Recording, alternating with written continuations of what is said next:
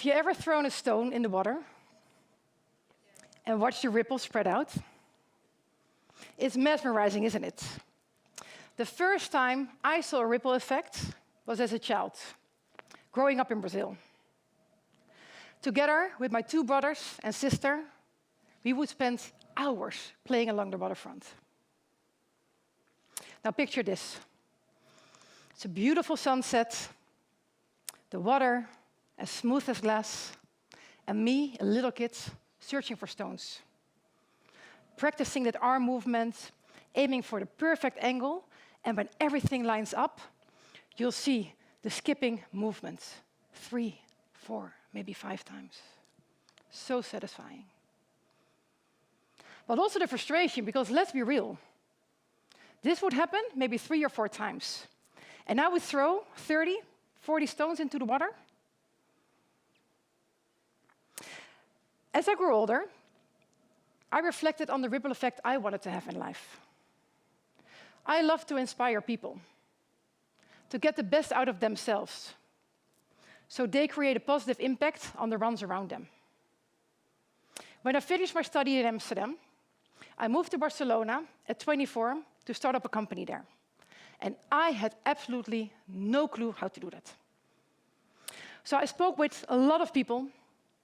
I read a lot of books, so this was definitely pre-podcast time, about leadership, management, winning mindset, how to be successful. And today, after 20 years of trial and error, I would like to share with you the 3 concepts I was brainwashed with around that period in life, and but I actually think limit our abilities to create meaningful ripples in life. I am not a researcher. So I am not here to bring you scientific evidence of what I will share with you.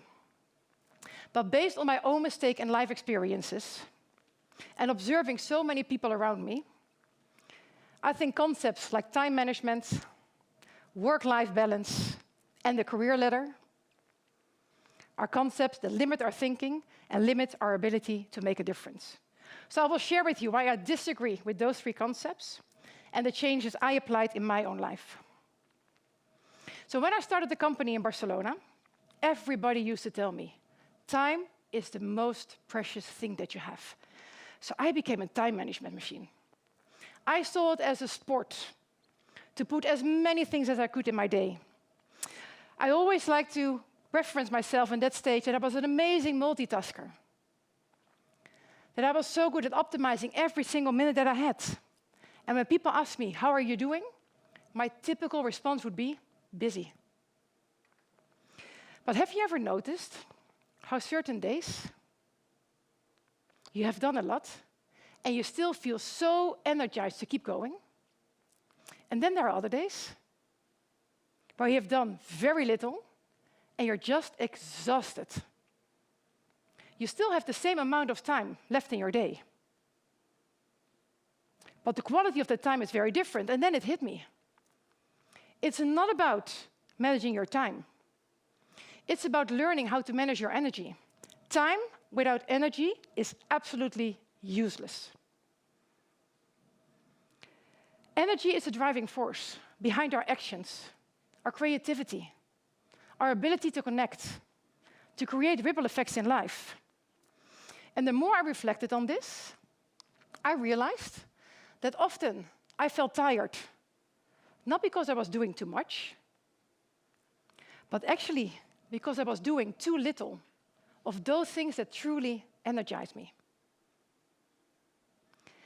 And since then, and I still do this, I started to reflect every week. I take a moment to think about 3 things that truly energize me in the week, and the 1 thing that completely drained me. And what is interesting when you start to do that? You start to identify topics, certain settings, certain themes, even people.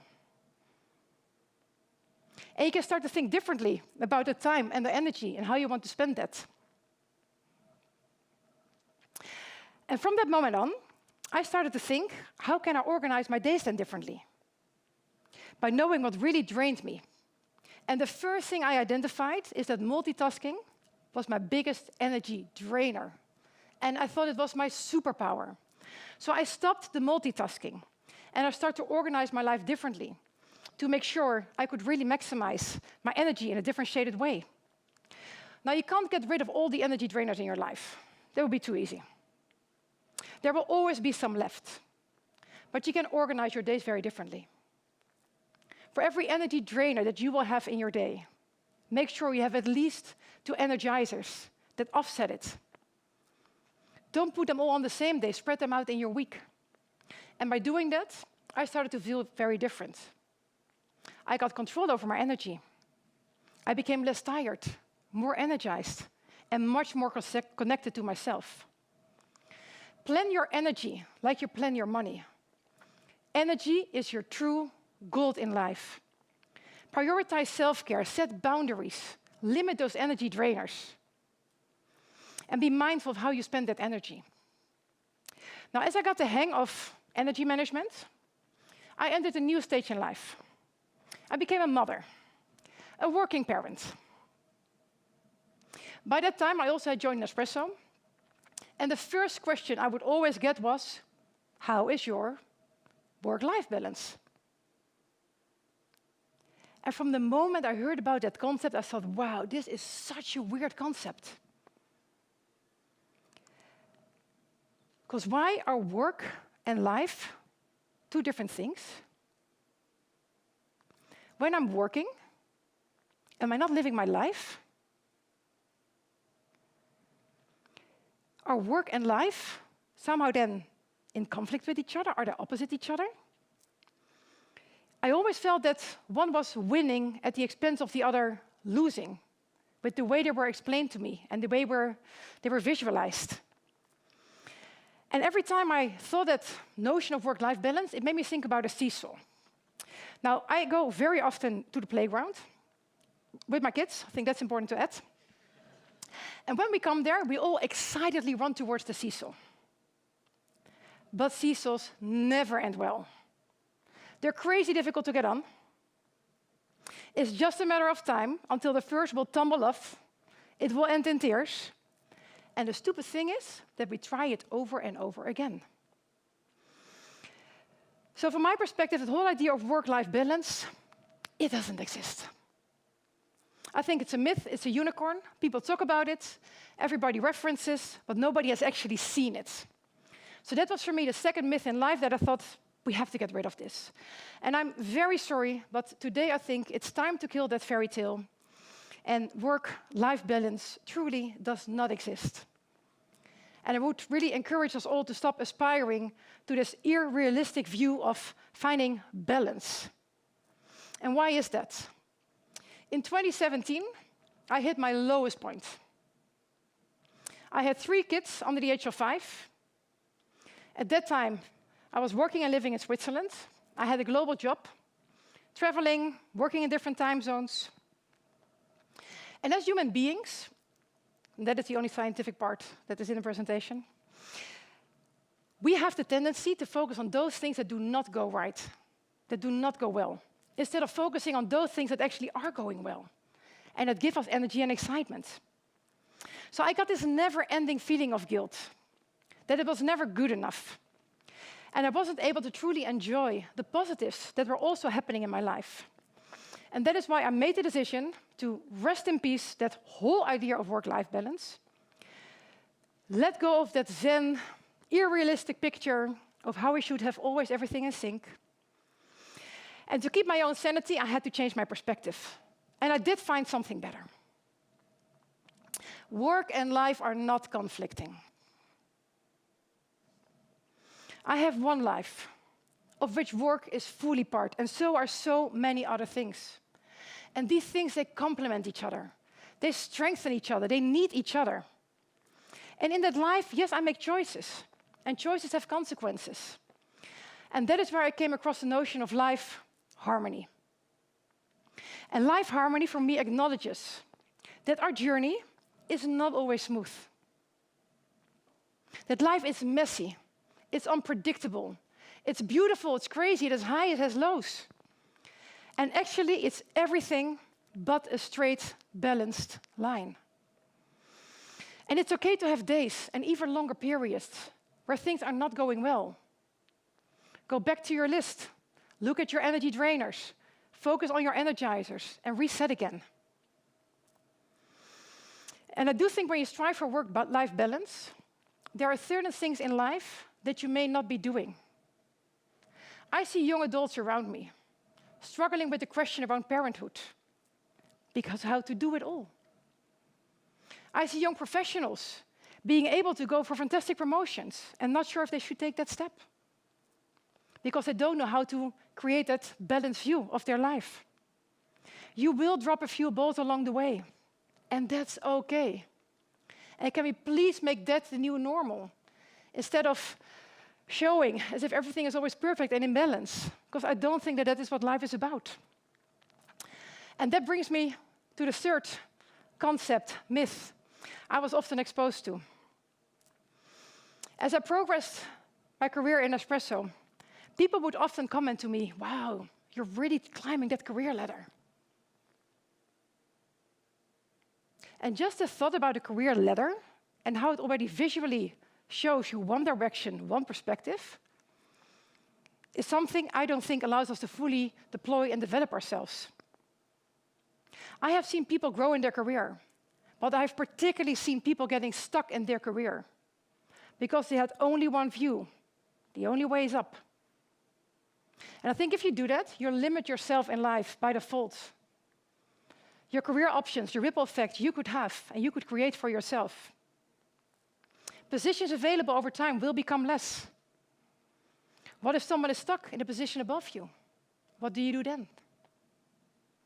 So how can you make sure you create that differentiated ripple, create your own path, your own journey? And that's why I decided to let go of the career ladder and embrace the idea of a climbing wall. Now, why a climbing wall? A climbing wall is about exploring all directions. Yes, sometimes you will go up, and that's fantastic. But you will also go left and right, and if it's needed, you go back and you adjust. And with every step that you make, you collect new ingredients. These ingredients are your skills. And the more versatile your ingredient set is, the more differentiated career recipes you can make. And you can define and decide what the path is going to look like, but based on your choices, your ingredients, and your skills. When I worked in Spain, I used to work in brand-related, commercial type of positions. And I moved to Switzerland for a job in a very big IT transformation program. And you don't want to know how many people reached out to me to tell me, don't do this. It's career suicide. And I thought, what? It's a fantastic opportunity. I am going to learn so many new and differentiated skills. I'm going to collect a whole ton of new ingredients. I'm going to learn to work in a complete different complexity.